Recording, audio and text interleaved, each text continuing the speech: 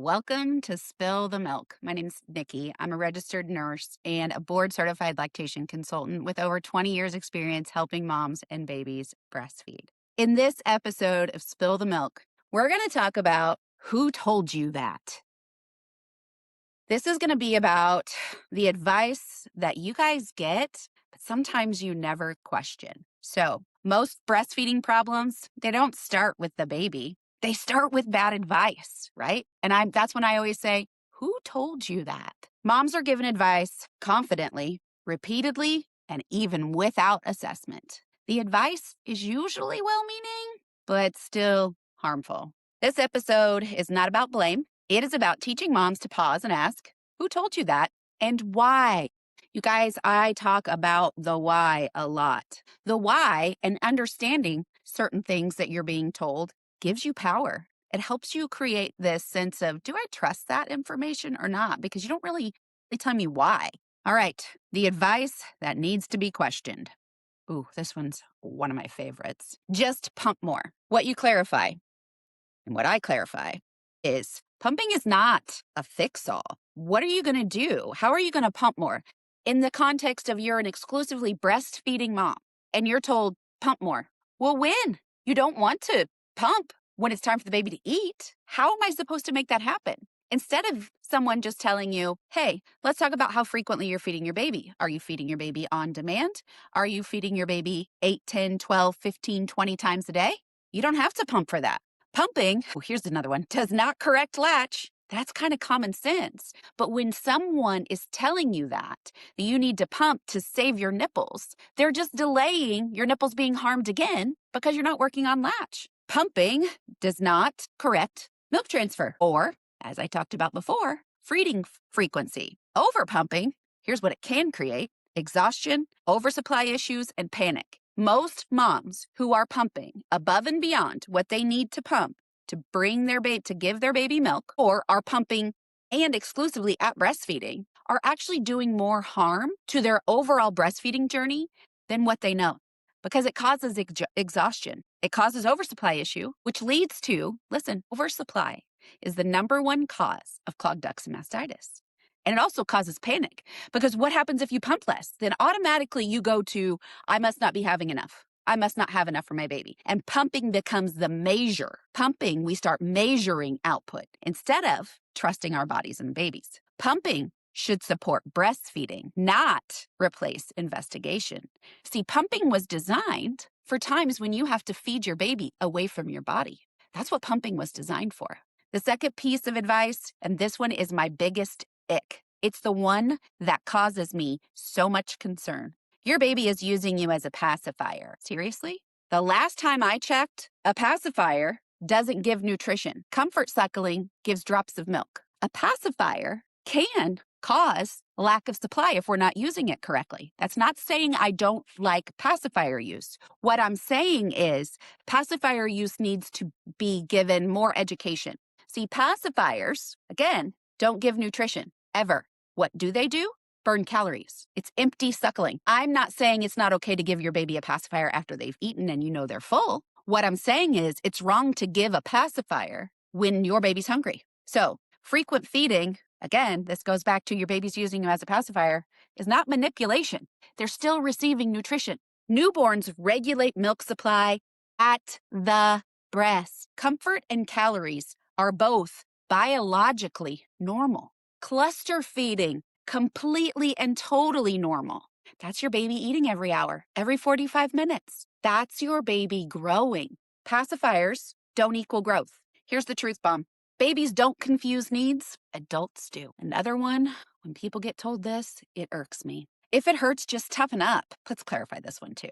Pain is not normal. Latch is wrong. Or now you've developed yeast because you had nipple trauma trying to deal with the painful latch. Pain is always and forever will be, in any case in the whole entire medical field, a clinical symptom of something.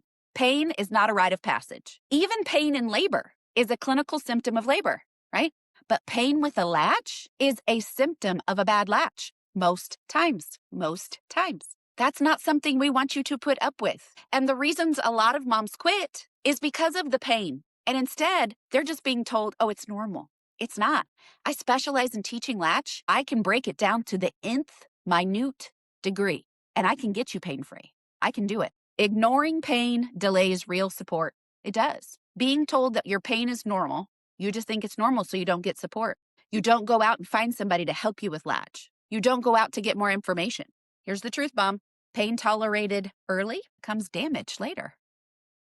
And it does. It always does. Your baby isn't getting enough. Oh, I love these people, these uneducated people. This is often said without looking at feeding frequency. And a lot of people think breast milk fed babies should be going longer in between feeds. And that's why they're feeding frequently, is because something's wrong. No, something is biologically right. Breast milk is used in their gut in less than an hour. So yes, when your baby is gaining the most in those first 3 to 4 months of life, yeah, they're feeding frequently. Breast milk's digested very quickly. It's intentional. Frequent feeding is intentional. Somebody hasn't looked at latch, right? Your baby isn't getting enough. Well, what's it from? Get to the root cause. Is there a latch problem? What else? If your baby isn't getting enough, the output won't be there. So if my baby isn't getting enough and someone tells you your baby's not getting enough, count the wet and poopy diapers. 1 wet diaper, 1 poopy diaper on day 1, 2 and 2 on day 2, 3 and 3 on day 3, 4 and 4 on day 4.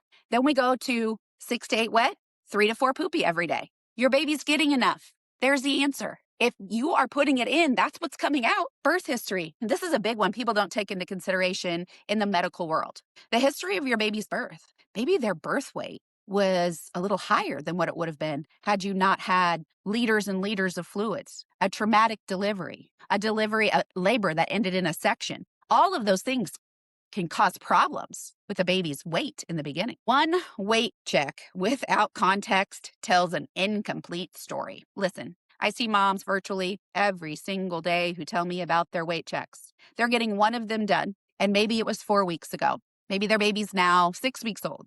And at 2 weeks, they got one single solitary weight check, pre and post feed weight check at a lactation's office, at a pediatrician's office, and they're going still based on that amount.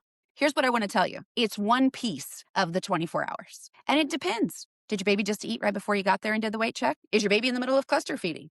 How old's your baby? All those things matter. Numbers without assessment create fear, not solutions. That's that truth bomb I want you to know. This is the one I talk about the most. Just triple feed for a while. Who told you that? I'm telling you, it's someone who doesn't care and someone who doesn't have a lot of knowledge. Triple feeding is a medical level intervention. It is the plan Z of the rest of the alphabet. First, you do plan A, then B, then C, then D. In my practice, it never becomes part of a mom's plan unless she asks me for it. It should not be a default plan for sure, but guess what? It is all over everywhere. It is disgusting. It makes me so mad that if there's one little problem, boom, we're triple feeding. That's not what needs to happen. The first thing that needs to happen is like an interview with mom. There needs to be an assessment. What's the root cause of the problem? It's often suggested without asking why feeding isn't going well. There it is. Here's your truth bomb. If no one explains the root issue, the plan is incomplete. Somebody doesn't get to the root cause, but immediately tells you to do this horribly bad plan of triple feeding. They don't care about the root cause. They care about getting you in and out. Ask for alternatives. I offer a ton of alternatives. All right. So I want to really bad teach you how to think differently. I'm going to teach you this very simple filter before following advice. Was my baby actually observed feeding? Did someone watch your baby feed? And were they able to take you through that feed and say, oh, look, your baby's actively receiving milk. This is phase 1, like I talk. Look at your baby being noisy. Can you hear those swallows? You see that chin drive? Guess what's going to happen next? Your baby might slow down, but that's because they're getting full and they're trying to see if they're full. So they're going to slow down. You're still going to hear those audible swallows. You're still going to feel those deep tugs. You're still going to see some repetition. That's somebody sitting with you. That's how you observe a feed. You don't observe it from across the room. When the patient gets there, weigh them, have them breastfeed their baby, and then weigh them again. No, you observe the full feed. Was frequency discussed with you? Maybe it's so simple. Maybe you just weren't feeding your baby frequently enough because you didn't understand the early signs of hunger. Was your latch assessed? This goes back to the very first one. Did they observe a feeding? Here is a big thing to ask when someone's assessing your latch. Big thing. Why am I still having pain if my latch is good? Someone just looks at your latch, says, oh, that looks good, and you're in pain, it's not good. They didn't do their job. Was milk transfer evaluated? Sure. Pre and post feed weigh? Sure. But remember, it's one little bitty segment of a feed. In the whole 24 hours, there's differences. Babies don't take the same amount at every feed. Was your birth experience considered, right? This advice deserves a pause. All right, here's what I want you to know. You didn't fail. You were not lazy. You weren't naive. You trusted someone who sounded confident. That makes you human, not wrong. If this episode made something for you click, that's your sign to get real support. I have classes, I have virtual consultations, and I'm now doing virtual breastfeeding events, virtual live breastfeeding 60-minute events to give you even more from me. Visit my website, Babywhisperer Nicki, Nicki.com. Tons of information on my website. You don't default to extreme plans. You investigate them. That's what I do. I don't default to some extreme plan. I investigate the true problem.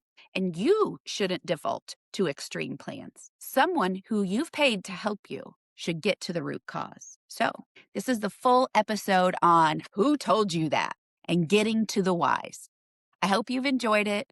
Again, go to the link in my profile. You'll find a ton of different ways to get a hold of me. I'm going to attach it in the video description. And I look forward to offering you more Who Told You That moments.